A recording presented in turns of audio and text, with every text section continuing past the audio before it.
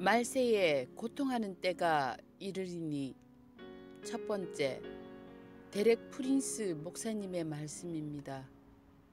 루카, 저는 언제나 말씀 선포로 시작합니다. 왜냐하면 하나님의 말씀을 믿음으로 선포하는 것이야말로 하나님의 능력을 어떤 상황 속에 풀어놓는 가장 효과적인 방법이기 때문입니다. 우리 부부는 심각한 질병에서 벗어났습니다. 만약 내가 죽지 않고 살아서 여호와께서 하시는 일을 선포하리로다 라는 말씀을 선포할 줄 몰랐다면 오늘 밤 우리는 이 자리에 서 있지 못할 것입니다. 예루살렘에는 한 스위스 자매가 있습니다. 그 자매는 백혈병을 앓고 있었고 그의 삶을 포기한 상태였는데 죽지 않았습니다. 루카, 저는 그의 매일 밤 그 자매를 위해 레귤러는 죽지 않고 살아서 여호와께서 하시는 일을 선포하리로다 라는 말씀을 선포했습니다. 오, 말씀 선포의 힘은 놀랍습니다. 오늘 밤 우리는 디도서 2장 11절에서 14절 말씀을 선포하겠습니다.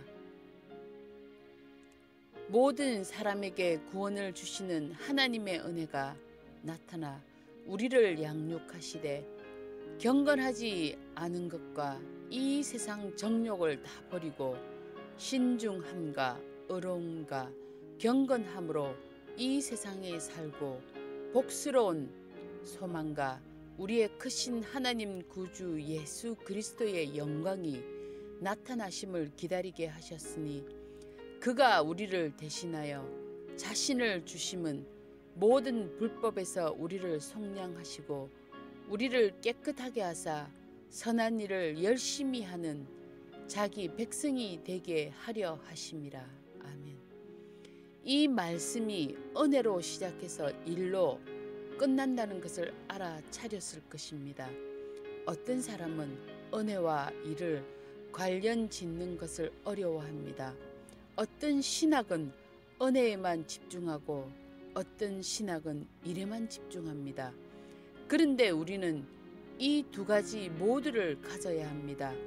그리고 이것을 바른 순서로 지켜야 합니다. 은혜가 먼저이고 그 다음이 일입니다. 조금 전에 선포한 디도서 말씀은 완벽한 순서로 기록되어 있습니다. 오늘 밤 제가 나눌 주제는 하나님이 주신 것이라고 믿습니다. 이 세미나는 최근에 계획되었는데 하나님이 제게 어떤 주제를 가르쳐야 할 것인지 알려주시며 비디오 녹화를 해야 되겠다는 마음을 주셨습니다. 오늘 밤 우리는 말세에 고통하는 때가 이르리니를 주제로 다룰 것입니다. 이 주제는 디모데 후서 3장 1절에서 5절 말씀에 담겨 있습니다. 너는 이것을 알라. 말세에 고통하는 때가 이르러 사람들이 자기를 사랑하며 돈을 사랑하며 자랑하며 교만하며 비방하며 부모를 거역하며 감사하지 아니하며 거룩하지 아니하며 무정하며 원통함을 풀지 아니하며 모함하며 절제하지 못하며 사나우며 선한 것을 좋아하지 아니하며 배신하며 조급하며 자만하며 쾌락을 사랑하기를 하나님 사랑하는 것보다 더하며 경건의 모양은 있으나 경건의 능력은 부인하니 이 같은 자들에게서 내가 돌아서라. 아멘. 여기서 바울은 말세에 고통하는 때가 이른다고 말씀합니다. 고통하는으로 번역된 이 헬라어는 신약의 다른 한 군데만 등장합니다. 마태복음 8장 28절 말씀에서 예수님이 두 귀신 들린 자와의 만남을 묘사하기 위해 사용됩니다. 또 예수께서 건너편 가다라 지방에 가심에 귀신 들린 자 둘이 무덤 사이에서 나와 예수를 만나니 그들은 몹시 사나워 아무도 그 길로 지나갈 수 없을 지경이더라. 아멘. 여기서 이 헬라어는 사나운으로 번역되어 있습니다. 마태복음 8장 28절의 말씀에 사나운이 디모데후서 3장 1절에 고통하는 보다 더 잘 표현하고 있다고 생각합니다. 이것은 끔찍한 이렇게 번역하고 있습니다. 우리는 지금 사납고 끔찍한 고통하는 시간을 향해 나아가고 있는 것입니다. 그리고 우리는 이 사실을 직면해야 합니다. 바울이 너는 이것을 알라 라는 말씀으로 디모데에게 하는 말을 시작하고 있습니다. 저는 바울이 이렇게까지 자신이 말하는 것이 확실히 일어난다고 강조하는 것을 다른 서신에서 본 적이 없습니다. 디모데야, 너는 이것을 확실히 믿어도 된다. 말세에 고통하는 때가 이를 것이다. 바울은 왜 그렇게 강조했을까요? 바울이 인간의 본성에 대해 알고 있었기 때문이라고 생각합니다. 사람들은 대개 이런 종류의 말씀을 듣고 싶어 하지 않습니다.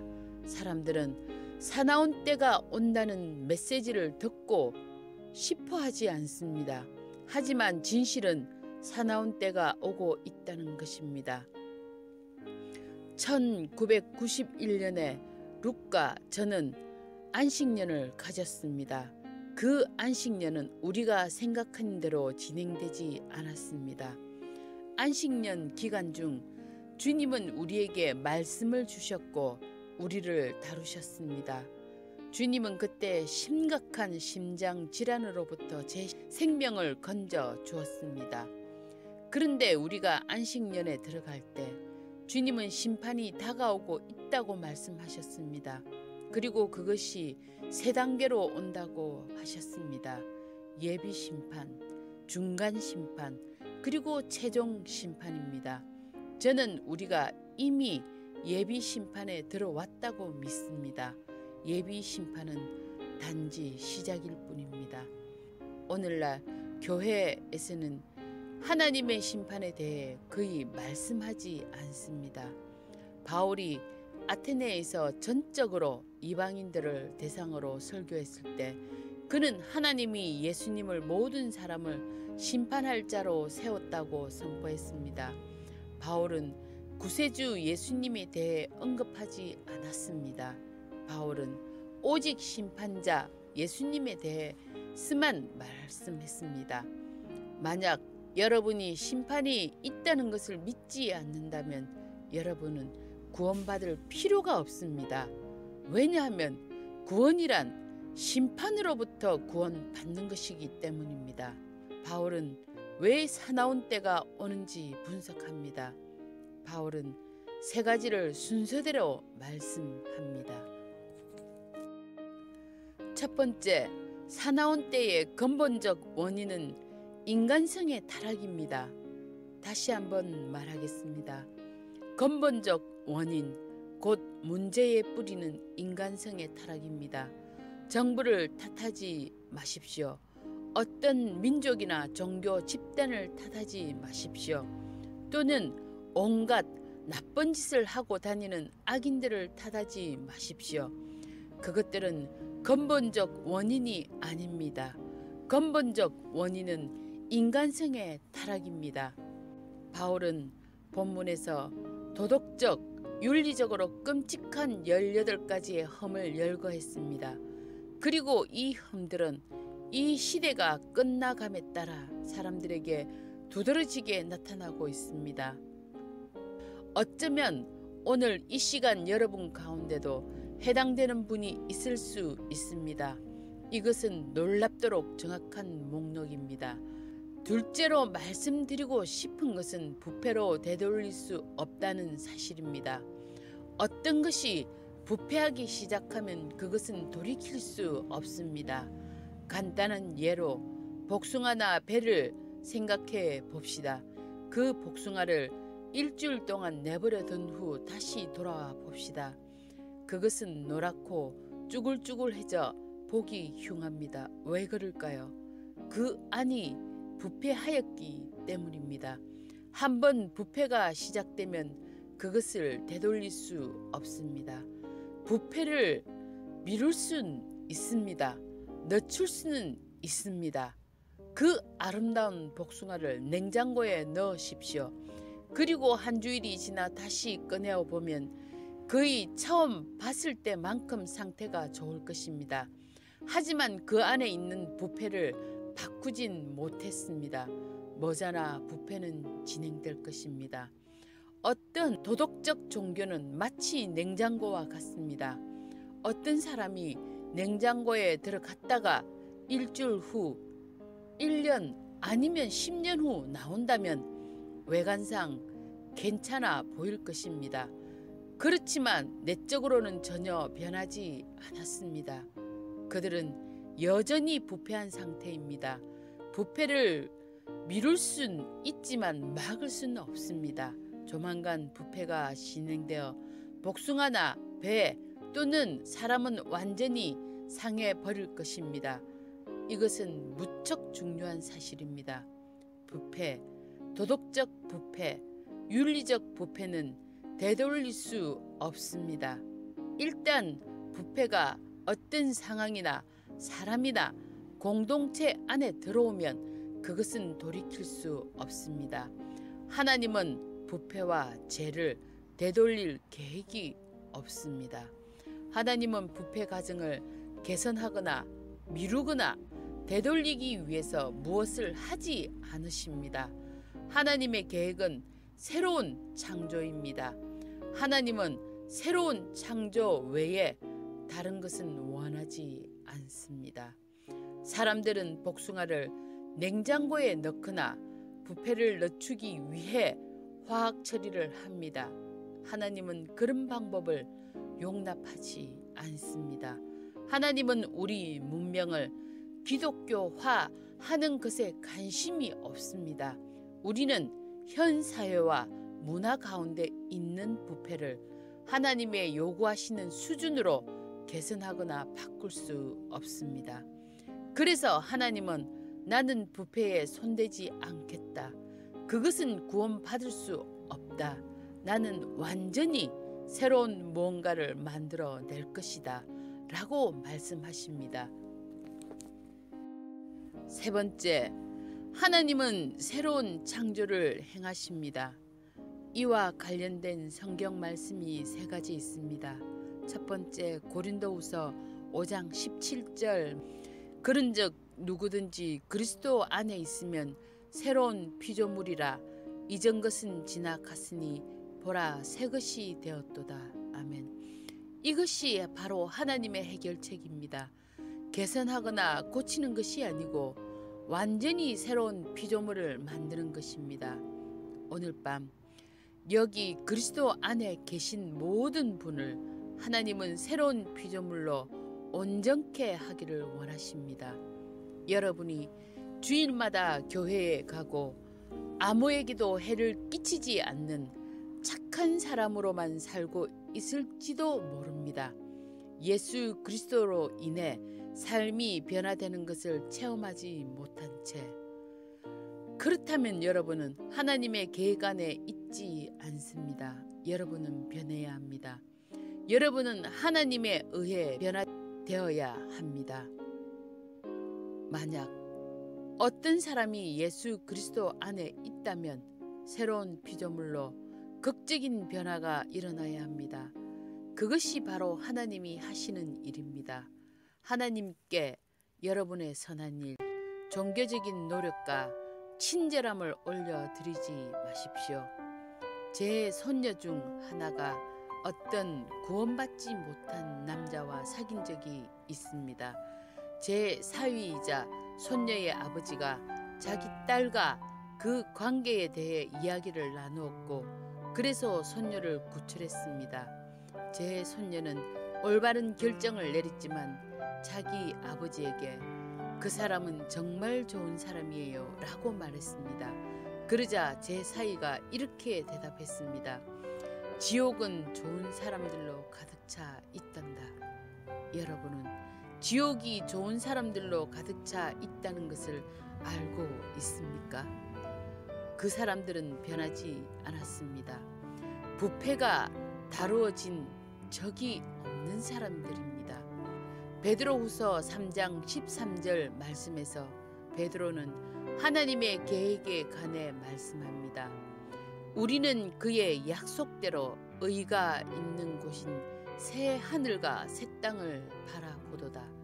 하나님은 새로운 사람만을 만드시는 것이 아닙니다. 하나님은 새 하늘과 새 땅을 만드실 것이고 그곳에는 죄가 없을 것입니다.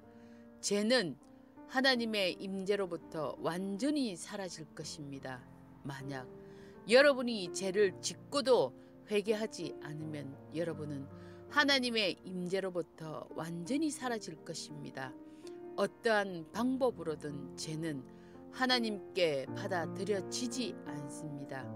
그래서 하나님은 새로운 피조물을 만드십니다.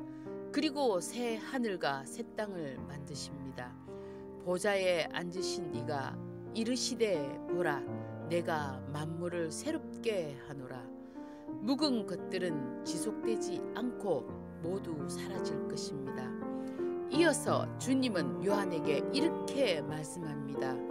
또 이르시되 이 말은 신실하고 참되니 기록하라 하시고 아멘. 사도 요한은 그런 일이 정말로 이루어지리라고 믿지 못했던 것 같습니다.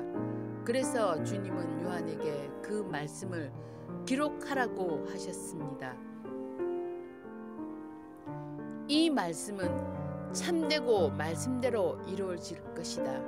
내가 모든 것을 새롭게 만들 것이다. 부패가 사라지고 죄의 얼룩도 흠도 심지어 죄의식도 다 사라질 것이다. 이것이 하나님의 계획입니다. 하늘이 땅보다 높듯이 하나님의 계획은 우리의 계획보다 높습니다.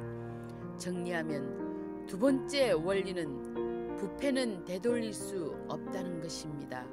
우리 사회의 부패는 되돌릴 수 없습니다. 이 나라에 있는 부패는 되돌릴 수 없습니다. 이 세상의 부패는 되돌릴 수 없습니다. 이 사실을 받아들이기 어렵겠지만 여러분이 이 사실을 받아들이고 대안을 바라볼 때 여러분의 마음이 기쁨을 노래할 것입니다. 그래서 하나님은 부패에 손을 대어 땜질하거나 개선하지 않으십니다. 하나님은 부패를 없애고 새로이 창조하십니다.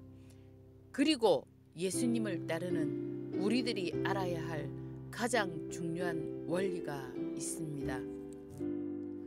부패의 뿌리, 도덕적 부패의 뿌리는 자기를 사랑하는 것입니다. 이것이 다른 모든 악한 품성들을 자라게 하는 뿌리입니다. 이기심, 자기중심, 자신만 돌보는 것, 자신을 최우선시하는 것입니다. 바울이 말씀하기를 경건의 모양은 있으나 경건의 능력은 부인한다고 했습니다. 경건의 능력이 무엇일까요? 자기애를 다루는 능력입니다. 오순절이나 은사주의 성도들은 경건의 능력은 성령 세례입니다. 방언하고 기적을 행하며 질병을 치유하는 것입니다. 라고 말하고 싶겠지만 그것이 아닙니다.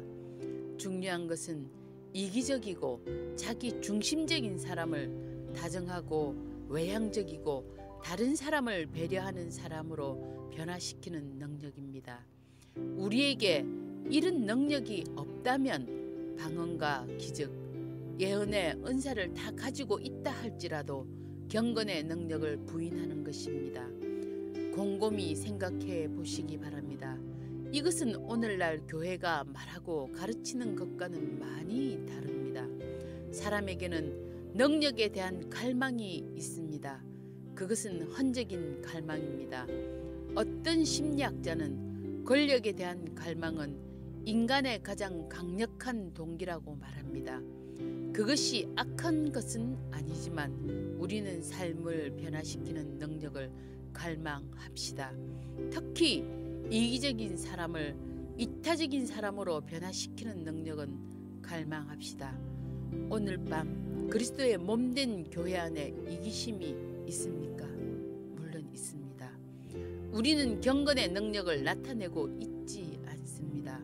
바울은 이 경건이라는 단어를 그리스도인 이외에는 사용하지 않았습니다.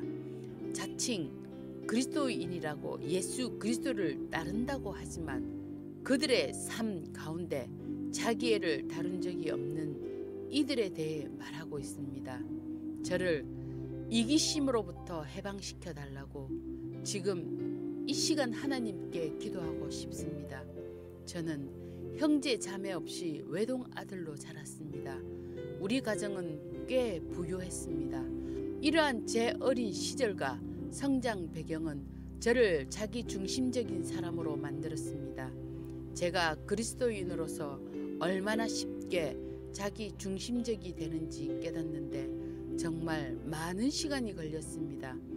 그래서 오늘 밤 제 기도는 하나님이 저를 이기심으로부터 해방시켜 주시는 것입니다. 같이 기도하시겠습니까? 진정으로 원하신다면 함께 기도합시다. 하나님, 저를 이기심으로부터 해방시켜 주소서. 다시 기도합시다. 하나님, 저를 이기심으로부터 해방시켜 주소서.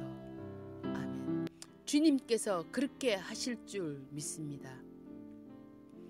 이제 우리 사회가 처해 있는 상황을 돌아보겠습니다.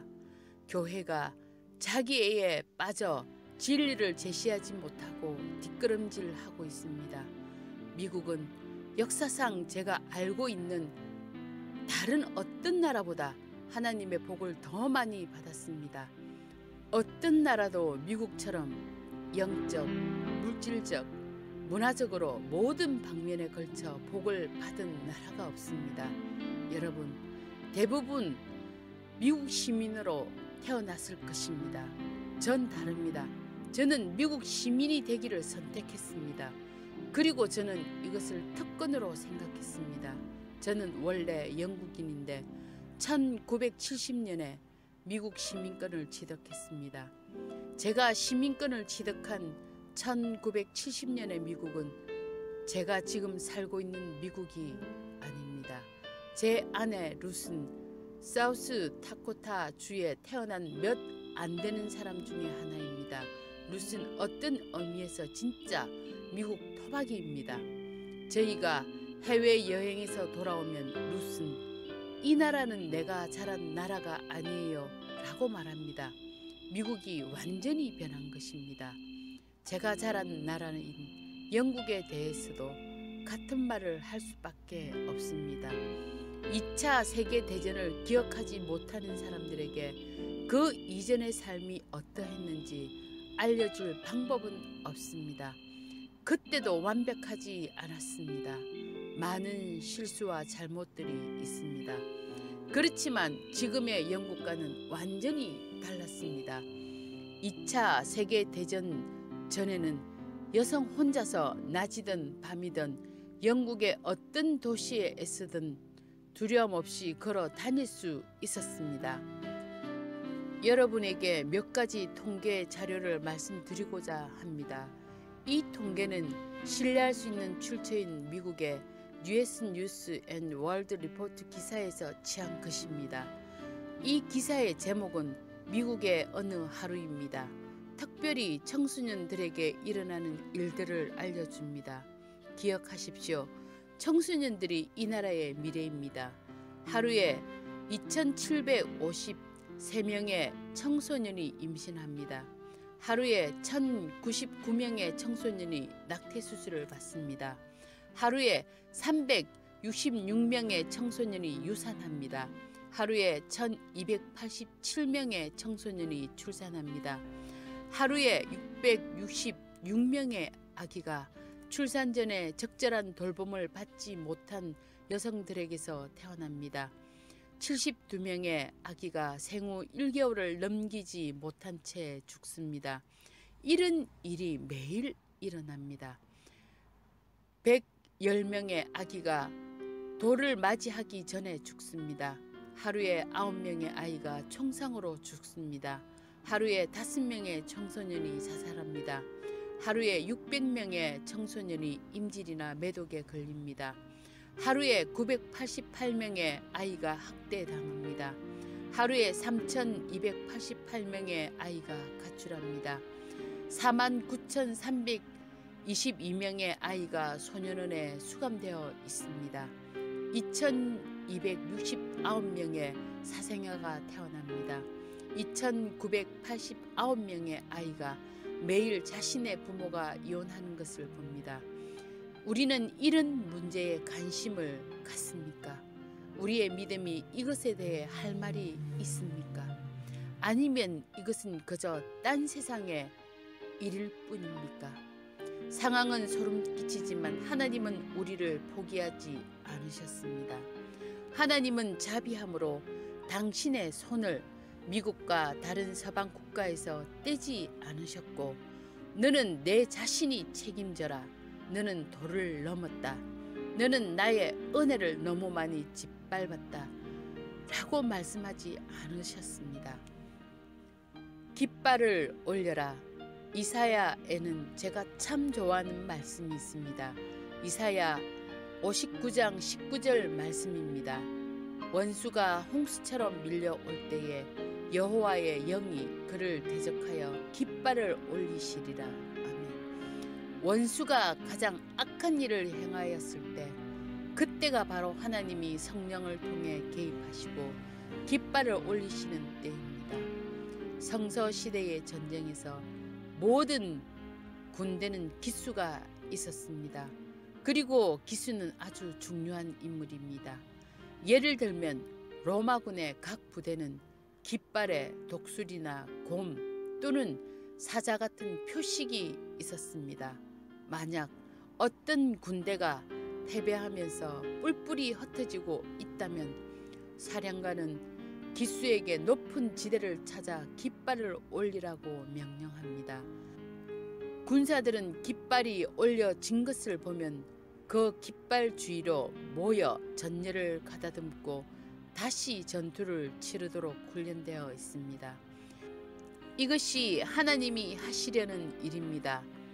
하나님은 성령으로 깃발을 올리기를 원하시며, 주님의 군사들이 그 깃발을 볼 때 그들이 침례교이든 장로교이든 가톨릭이든 오순절 교단이든 상관없이 저것이 내 깃발이다. 저곳이 내가 속한 곳이다. 나는 저곳에 가서 깃발 주위에 모여있는 사람들과 함께 할 것이다. 그들이 누구이든 간에 내가 그들의 신학에 동의하지 않을지라도 라고 하며 모여들 것입니다. 저 데렉 프린스는 하나님이 깃발을 올리고 계신다고 믿습니다. 하나님은 이 일을 이미 시작하셨고 계속 하실 것입니다. 형제, 자매님들에게 말하고 싶습니다. 제가 어디서든지 그 깃발을 볼 때 그곳이 바로 여러분이 저를 찾을 수 있는 곳입니다. 저와 여러분 사이에 신학적 차이가 있다 하더라도 저는 성령이 깃발을 올리시는 곳에, 그리고 그 깃발에 적힌 이름이 예수님 곳에 있기 원합니다. 그렇습니다. 예수님이 올려진 곳에 저는 그 주변에 모인 사람들과 함께 있을 것입니다. 저는 하나님이 성령으로 깃발을 올리실 것이라고 약속을 하셨고 그 약속을 이행하고 계신 것으로 믿습니다. 오순절날 베드로가 한 말이 있습니다. 그곳에 모인 사람들에게 성령이 부어진 후 베드로는 요엘서에 있는 예언을 인용했습니다. 사도행전 2장 17절에서 18절 말씀입니다. 하나님이 말씀하시기를 말세에, 말세는 지금 우리가 살고 있는 때입니다. 내가 내 영을 모든 육체에 부어 주리니, 이것은 정말 놀라운 말씀입니다. 이 말씀의 뜻은 전 인류라는 뜻이 아니라 인류의 모든 집단의 대표들에게 부어 주신다는 뜻입니다. 제가 미국에 와서 사역을 시작했을 때인 1960년대부터 1970년대 초까지 저는 오순절 교단의 사고방식을 가지고 있었습니다. 저는 어떤 부류의 사람들만 성령 세례를 받을 수 있고 다른 사람들은 받지 못한다고 생각했습니다. 저는 미니애폴리스에서 미국 사역을 시작했는데 그 당시 저는 하나님은 루터 교인들에 위해 아무 일도 하지 않으셨다고 생각하고 있었습니다. 제 첫 아내인 루터 교인이었다가 루터 교회와 전쟁을 치렀기 때문에 저는 루터 교회에 대한 편견을 갖고 있었습니다. 한 루터교 여성은 하나님께서 제 일을 때우셨어요 라고 말했습니다. 저는 이렇게 대꾸했습니다. 하나님께서 당신의 일을 때우셨다고요? 하나님이 루터 교인을 위해 일을 때우시는 줄 몰랐던 저는 이렇게 물었습니다. 그 여성이 대답했습니다. 제 치과 의사는 이런 재료를 사용하지 않는다고 했어요. 그리고 나서 얼마 후 저는 가톨릭 은사주의 신자를 만났습니다. 사실 우리는 가톨릭 신자는 아무런 희망이 없다고 생각했습니다. 하지만 그들 중 어떤 사람은 정말 성인이라고 할 수 있습니다. 제가 한 번은 조지아주 어딘가에 있는 수도원에 초빙 받은 적이 있습니다. 저는 그곳에 축사, 마귀를 쫓아냄을 가르치기 위해 초청되었습니다. 오순절 교단의 신자들은 축사에 관한 가르침을 거부했지만 가톨릭 교인들은 듣고 싶어 했습니다. 집회 끝에 수도원장이 저에게 와서 이렇게 말했습니다. 제 안에 귀신이 있는 것 같은데 쫓아내 주시겠습니까? 사실 수도원장에게는 귀신이 아니라 급한 성질이 있었습니다. 제가 집회를 하면 오순절 교단 신자들은 저를 비난했지만 그 가톨릭 신부는 제게 말했습니다. 목사님이 말씀하신 모든 것이 저희 전례문에 있습니다. 이겁니다. 이게 바로 제가 하는 일입니다. 가톨릭 사제들은 어떻게 알아냈을까요? 그러니 이곳에 모여있는 사람들에게 까다롭게 굴지 마십시오. 그리고 성령님이 깃발을 올리지 않는다면 깃발은 올려지지 않을 것입니다. 저는 성령님이 플로리다 펜사콜라에서 깃발을 올리고 계신다는 생각이 듭니다. 저와는 전혀 상관없는 일이고 아무도 저에게 시키지 않았고 저는 광고업자가 아닙니다. 그러나 저는 펜사콜라에 가서 무슨 일이 일어나고 있는지 보고 싶은 마음이 있습니다. 제가 듣기로 마음에 드는 것은 펜사콜라의 첫 메시지가 회개라는 것입니다. 만약 회개가 빠뜨리면 뒤죽박죽이 됩니다. 회개를 중요시 여긴다면 저는 이상한 현상들에 상관하지 않습니다. 저는 일생 동안 이상한 현상들을 보았습니다. 이상한 말을 하거나 떨거나 바닥에 눕거나 구르는 등 별짓을 다 하는 사람들을 무서워하지 않습니다. 깃발이 올려진 곳이라면 어디든지 저는 그곳에 있고 싶습니다.